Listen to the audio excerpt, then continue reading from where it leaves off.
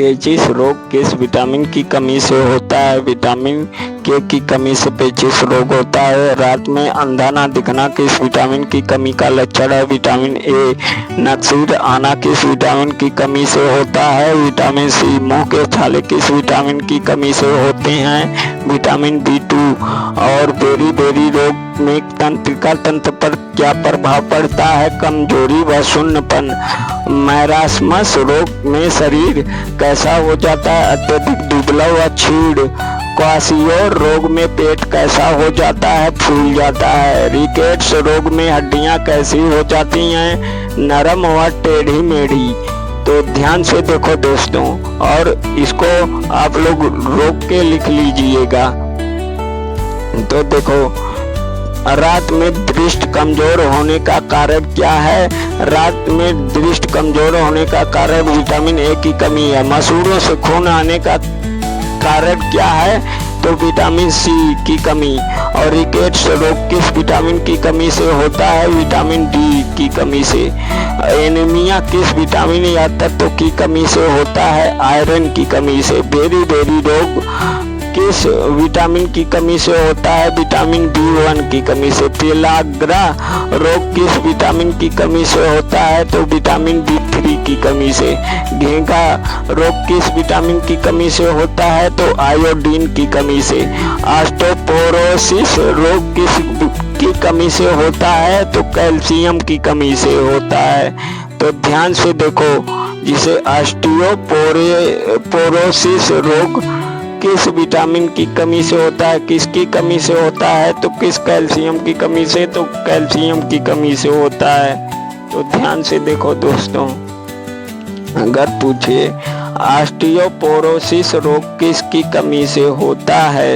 तो कैल्शियम की कमी से। विटामिन ए की कमी से कौन सा रोग होता है? रतौंधी। विटामिन डी की कमी से कौन सा रोग होता है? रिकेट्स। विटामिन सी की कमी से कौन सा रोग होता है? स्कर्वी।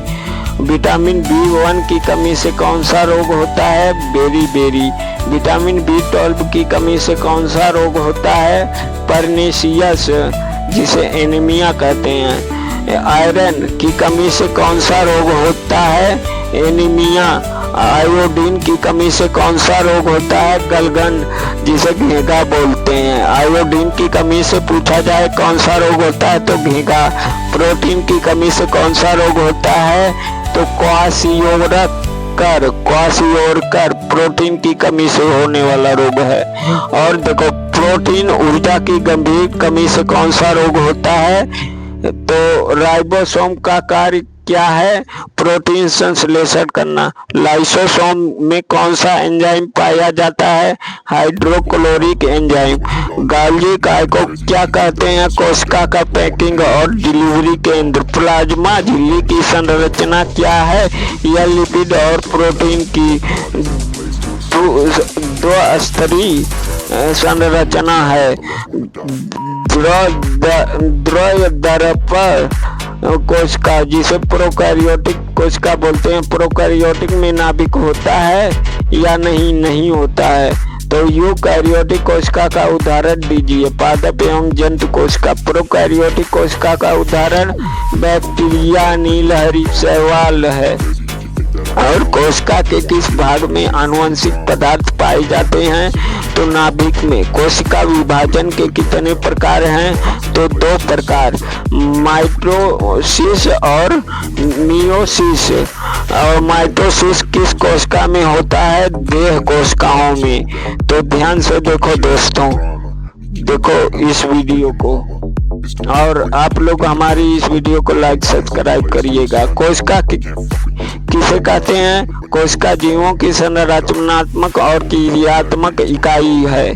कोशिका सिद्धांत का प्रतिपादन किसने किया? स्लाइडेन और स्वान ने। कोशिका सिद्धांत के अनुसार सभी जीव किससे बने हैं? तो कोशिकाओं से। और कोशिका का आविष्कार किसने किया? रॉबर्ट हुक ने। रॉबर्ट हुक ने किस ऊतक की कोशिकाएं देखी थी? कार्क की। और कार्क में, जो पेट की छाल में होता है। तो कोशिकाओं का अध्ययन